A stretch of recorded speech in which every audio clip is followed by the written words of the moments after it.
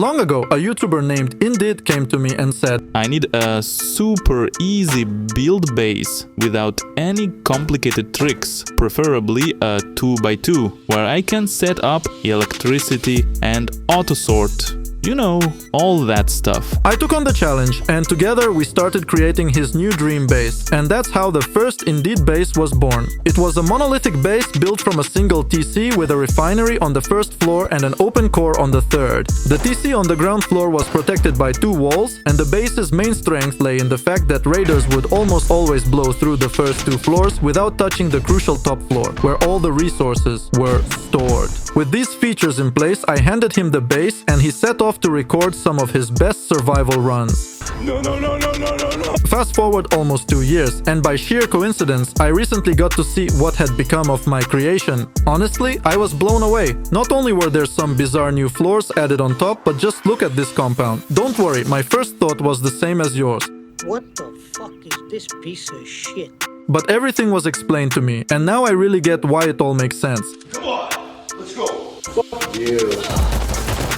This base is a treasure trove of unique features and clever solutions. In this video, I'll not only give you an in-depth look at the updated Indeed base, but I'll also show you how to build it. Now, let's take a closer look. Well, you have to admit, this base looks really impressive. The unique solutions start right from the beginning. Take this multi-TC for example. It's raised on frames with access through a triangular hatch. Not only can you spawn here at the right moment, but there's also a small chest for storing useful items. The upkeep of the multi-TC is now on display. There are 4 of them in total in this base. The standout feature, as Nikita mentioned, is that this base has absolutely no blind spots. Honestly, I didn't believe it at first, but as you watch the video, you'll see for yourself. The base has 4 entry points. Each one features a bed for quick respawn and small gaps, allowing you to monitor the perimeter for potential door campers. Beyond that, these gatehouses don't have much else to offer, so let's move on. Inside the compound, at the corners behind garage doors, are turrets controlled by door controllers. Using the Rust Plus app, you can open these doors with your mobile phone. Don't worry if you're unfamiliar with this setup. At the end of the video, I'll show you how to configure it. There are 4 such turrets in total on the property, and anyone attempting to raid this base will need to deal with them first. These turrets have full visibility of the entire compound. Behind each turret is a bed where you can respawn and start defending your base. From each shooting position, you can cover exactly half of the compound. If needed, you can close these areas off with glass for the night. In the chests near these window frames, you can store syringes, grenades, HV rockets, and so on. The base is fully symmetrical, built on a 4-sided symmetry principle. You can exit from any side as well. The compound also features 4 large furnaces, which are positioned in a way that they don't interfere with the turrets located behind them.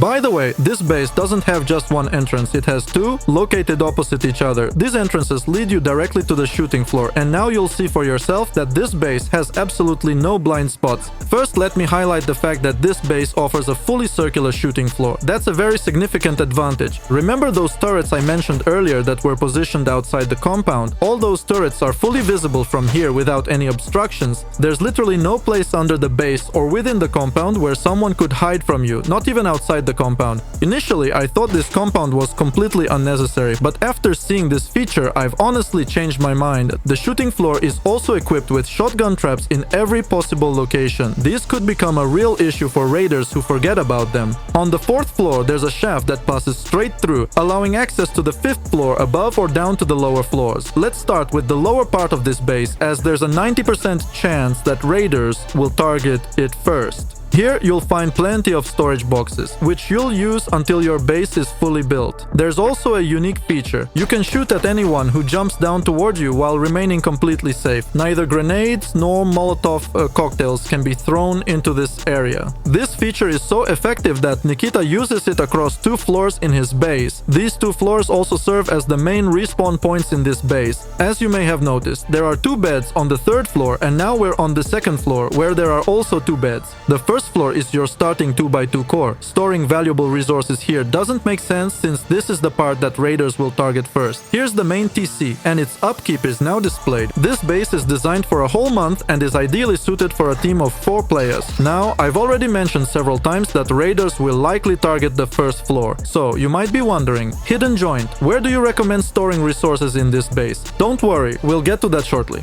For now, let's head up to the top floor of this base. There's one peculiar choice here. There are 4 exits to the roof and all of them are accessed via ladders. Personally, I find this quite strange. However, it actually has a practical purpose, which I'll explain later. And once again, we return to the fact that this base has absolutely no blind spots. Even while standing on the roof, you can just as easily eliminate anyone running around beneath or outside your base. Additionally, you'll have 4 wind turbines and 4 automatic turrets up here. Now let's head down to what is arguably the most important floor of this base. Access to this floor is through this garage door. All the primary resources will be stored here. Take a look at how many garage doors are set up here. Behind each garage door, you have a 1x1 square space. Just imagine how many storage boxes you can place here. For example, on one side, there's a main combat spawn room with 2 beds. Further down, there are standard loot rooms, each with 4 boxes. Next, you'll find a room with batteries that power the entire base. And beyond that, there's another identical combat spawn room with 2 beds, just like the first one. And essentially, that's what the open core of this base looks like. Personally, I find this base to be extremely unique at the moment. You could even say it has no analogs due to its innovative and fresh design features. However, this base has its clear strengths as well as noticeable weaknesses. Remember this spot, for instance. On one side, there's a ladder leading downward, and on the other, there's an elevator going up. Let's hear what Nikita's teammate has to say about it. Basically, you must place double door here. It should be with transparent skin, so raiders can see through it. Over here, you need a garage door. It should be positioned in such a way that the shelf behind it is visible, giving the impression there's an access point above it. When raiders enter this room, they'll evaluate their options for where to blow next, up or down. Seeing the access point above, they'll assume it leads to a combat spawn, which doesn't seem worth raiding. On the other hand, the drop down below will signal that the TC might be there, making it worth raiding. And because there's a regular door here, which only takes 1 rocket to destroy, raiding downward seems like a super efficient choice. Every time I've played with this base, raiders always go down from here. Absolutely always. But now I would argue against that, especially since a tutorial for this base has been released. This means you can no longer rely solely on this unique feature. However, there are still a few points I'd like to discuss with you. Let's start with something that not everyone might appreciate. The fact that anyone can look into your compound. Yes, you might already have turrets activated at this stage, but what if you don't? Or for example, consider the metal barricades. Those require blades and you'll need a lot of them. Another point is that the open core is protected by just one HQM wall from above. While this could have been overlooked in the past, given the current meta, I'd strongly recommend reinforcing the roof for additional protection. I also wasn't entirely satisfied with the step-by-step building process for this base. There's a transitional stage where you can't access the interior until you've unlocked the ladder hatch. In the guide you'll see later, I tried to plan this as efficiently as possible, but even so, it's something to keep in mind. To summarize, ideally this base is best suited for Gather X 1.5 or X2 servers. You can definitely build it on a vanilla server, but you'll need to make significant adjustments. And of course, I wouldn't be myself if I didn't refine this base for you. On my Patreon, I've uploaded an improved version of this base. In my version, you'll get 3 ceilings to the open core, a well thought out phased construction without the need for blueprints, as well as stashes, bunkers, a China wall around the base, and some very bold design choices. And guess what? The build cost hasn't even increased. For just $7.50, you'll get access to this base as well as all the other content I published there. That's already at least 20 exclusive bases tailored to every playstyle. The link to my Patreon is in the description. Subscribe, you won't regret it. I always recommend outlining the future foundation plan for your base right from the start. However, this time it's not mandatory. You just need to build a 2x2 and add triangular foundations on the sides. The central section should be made from HQM, while everything else can be sheet metal. Now you can begin constructing the starter base, your early main 2x1. I'll be upgrading everything straight to the final version, but you can start with stone if resources are tight. Notice that I didn't place a doorway to the TC. This is intentional, so you can turn it into a cube bunker at any time if someone starts raiding you early on. As you can see, this setup includes everything you need to start surviving. You'll have a tier 1 workbench, 3 furnaces, 2 sleeping bags, and 2 boxes. The downside is that your resources are only protected by 1 door. So, as soon as you gather additional resources, you'll want to start expanding. At this stage, you need to add a staircase to the 2nd floor, and don't forget to include this window frame. It'll be essential later. In fact, it might come in handy even now if someone unexpectedly gets onto your base and you need to deal with them. With the new space added via the 2 additional squares, I recommend placing more furnaces for quick smelting and extra storage boxes under the stairs for all your resources. A bit higher up, you can install a research table, just in case you find a pistol or semi-automatic rifle. You know the drill. I want to take this wonderful moment to express my heartfelt gratitude to everyone who subscribes to the channel, comments, and hits the like button. Thank you, because all your activity under my videos deeply motivates me to keep doing what I do. A special shout out to my Patreon subscribers as well. This work means a lot to me, and with your support, I continue to grow and improve.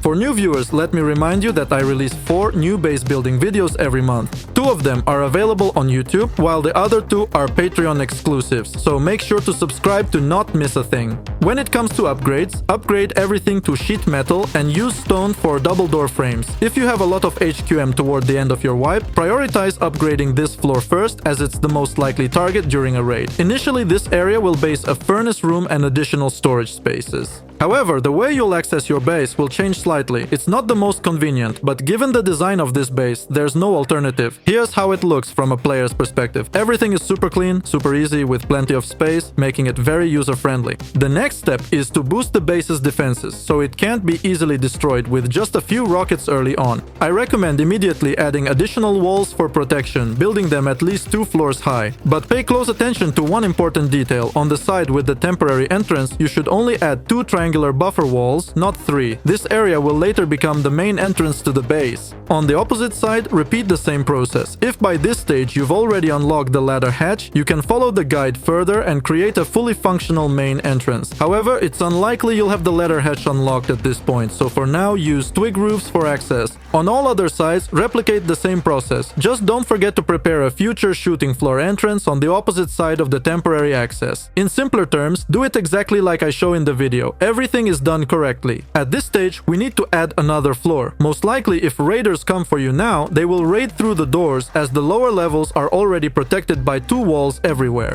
Don't forget about the window frames between the floors, as at this stage, they are the only thing that will protect you during an online door raid. For upgrades, do the same as on the floor below. Upgrade everything to sheet metal, while keeping the frames in stone. To access the 3rd floor, use the triangular twig roofs as before, placing 1 more twig roof to reach the next level. On this floor, relocate the research table with storage boxes from the lower level. Add beds, extra storage boxes, and anything else that may be useful for survival. Even though the interior may feel packed at this point, the base remains comfortable and easy to use. Once you gather additional resources, you should immediately construct additional walls around the perimeter of your base. There's no need to build these walls higher just yet. On 2 sides of the base, there should be 3 triangular buffer walls, while the other 2 sides should have 2 triangular buffer walls each. These areas will be where you implement your future access to the 4th floor. On this side, as well as on the opposite side, the walls need to be 3 stories high. That's exactly what I'll be working on now. At this stage, I really hope you've already researched the ladder hatch, as we'll now be creating a proper entrance to the base. While the ladder hatch isn't mandatory yet, I'll place it right away so you can see how it's supposed to be. If you happen to find a shotgun trap during your survival, I strongly recommend placing it at this entrance.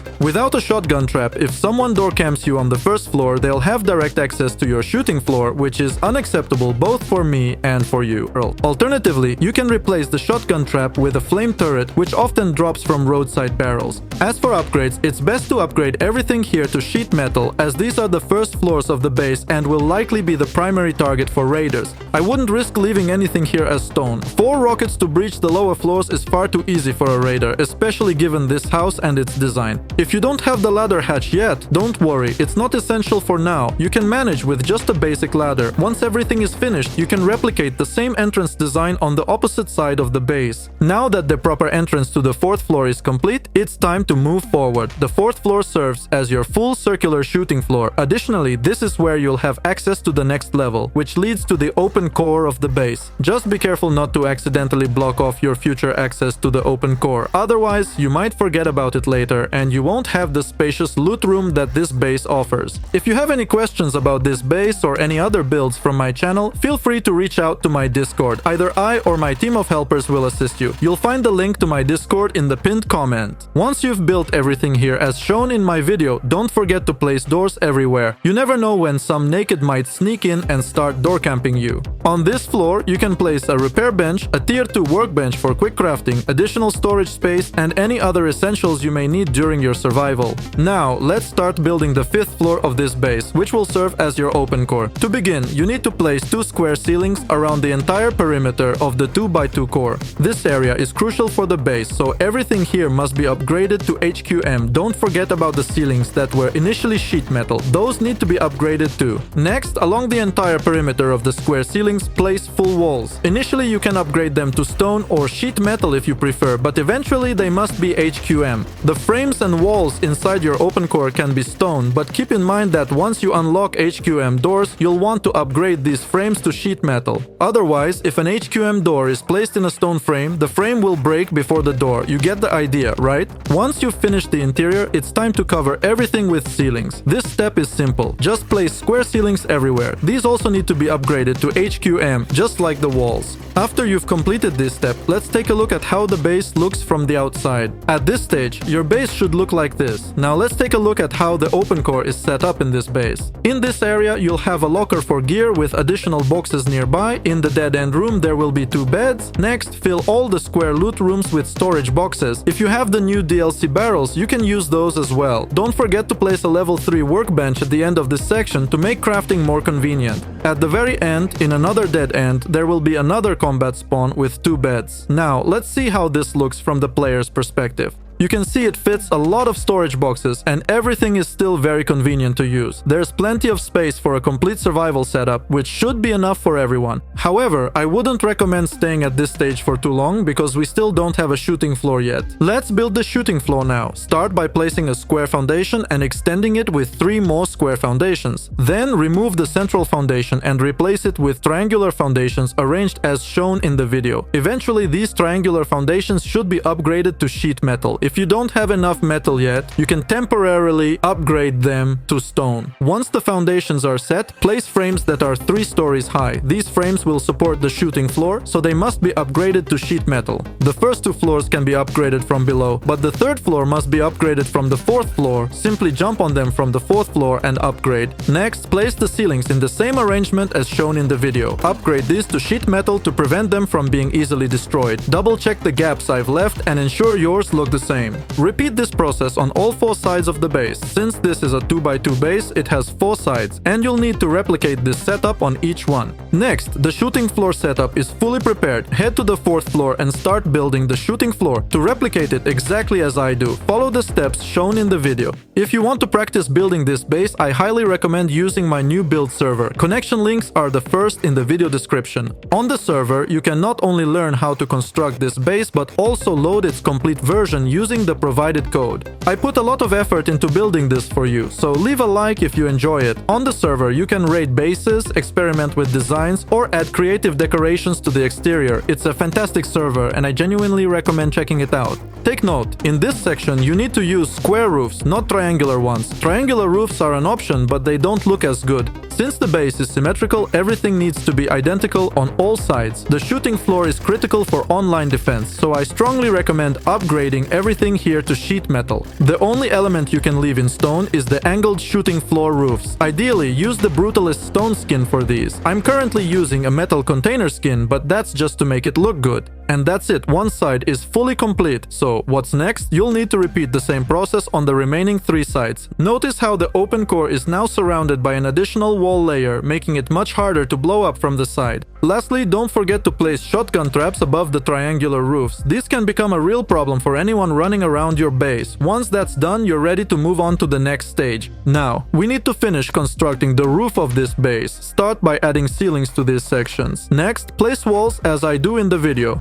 Don't forget to add half walls on the sides to ensure everything looks neat. It's best to upgrade all of this to sheet metal, but if resources are tight, you can leave some parts in stone. The final step involves placing 2 triangular roofs below and a triangular ceiling above. Upgrade this to sheet metal as well, to prevent them from being eco-rated. Then, move on to the roof exits. Begin by placing a ceiling, then jump onto it and add 2 window frames. After that, place 2 square roofs above for aesthetic purposes. Now move to the left side and repeat the exact same process. Once everything is placed and upgraded, one side will be fully complete. At this point, you still have 3 sides left to finish. The process for those sides is identical, so I won't show it in detail from a first-person perspective. Here's what it looks like when everything is done. If you start decorating, adding embrasures, turrets, carpets, and more, you'll achieve a truly impressive aesthetic. From this point onward, consider your base fully complete. Now, we can move on to what's at the very bottom of the base, the compound. Building it is straightforward. The most important thing is to follow exactly what I do in the video. Every side is identical, so I'll give you a detailed walkthrough of just one side.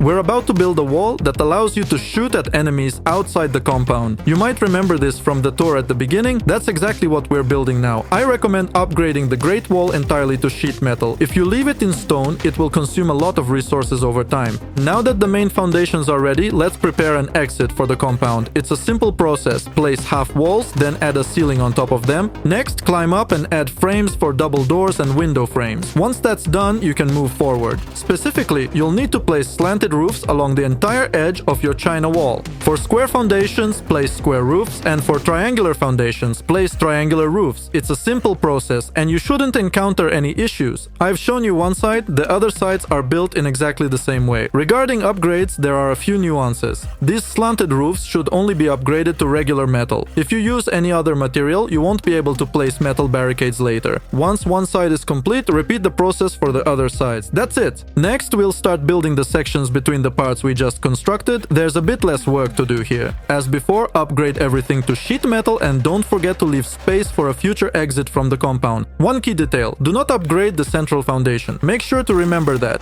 The exit here is identical to the one we built earlier. Simply add 2 window frames and 1 frame for a double door. On the other side, repeat exactly the same process. Now, take a look. We have 4 unfinished sections of the China wall. I'll show you how to build one section and the rest will magically appear through editing. In this section, you'll place a turret connected via the Rust Plus app, as well as a bed and a locker for gear. This setup allows you to respawn and immediately begin defending your base. My recommendation: upgrade everything here to sheet metal. It's an essential part of the base, and losing it for just 4 rockets would be a shame. The final setup includes a firing window, an auto turret, a bed, a gear locker, a large furnace for smelting resources, and additional storage boxes. As you can see, I've already added everything to the remaining sides. Now we need to build a multi-TC for this base to prevent it from being completely raided and losing the TC. To do this, place 7 square foundations in a line, and instead of the 8th, place a triangle foundation. After that, destroy all the temporary foundations used for alignment. In this spot, install a square ramp and upgrade it to any material. Then return to the triangle foundation. From this triangle foundation, connect back to the base using triangle foundations. Next, replace the last triangle foundation with a square foundation.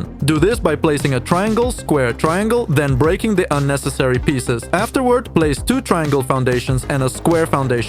The ramp should connect to the square foundation you just placed, not as shown in my video. This is a mistake. Refer to the provided screenshot for correct placement. At this point, place a half wall and on top of it a single door frame. Now prepare for a proper external combat spawn. Place a square sloped roof in this area. This is where the combat spawn will be located. I recommend having exits on both sides to make door camping more difficult. Ideally, upgrade everything here to sheet metal. Of course, single doors can be broken with just 1 rocket each, but during an online raid, it's better to have the ability to seal these doors. Next, build the multi-TC to prevent this attachment from decaying. Extend 3 square foundations outward and place 3 triangle foundations at the end. In these spots, build 2-story high frames to prevent enemies from hiding under the multi-TC and to allow you to shoot those running beneath. At the 3rd floor level, add ceilings and upgrade them to sheet metal or, better, HQM to prevent pickaxe raids. The TC itself will be behind a window frame. If needed, place a sleeping bag here for respawning. Having the option to flank raiders with a shotgun can be both surprising and satisfying. Now that I've shown you how to build one multi-TC, remember that you'll need to build 4 in total. I demonstrated the process for one multi-TC slowly. The remaining 3 will be built in a time-lapse format. That That's it! Multi-TC construction is complete. Now let's go over how to connect turrets using the Rust Plus app. You'll need at least a small battery and one smart switch. First, connect the small battery to the smart switch. Then, run a wire from the smart switch to the door controllers and finally connect it to the turret. Next, you need to pair the smart switch with your phone. To do this, look at the smart switch and press E. Once paired, the switch will appear in your Rust Plus app. Now, by tapping the switch on your smartphone, you can turn your turrets on or off remotely. The construction of this base is now complete. I'd like to extend a special thanks to my OP subscribers and everyone else supporting me on Patreon. Thank you. It's because of your support that I can keep doing what I do. Subscribe.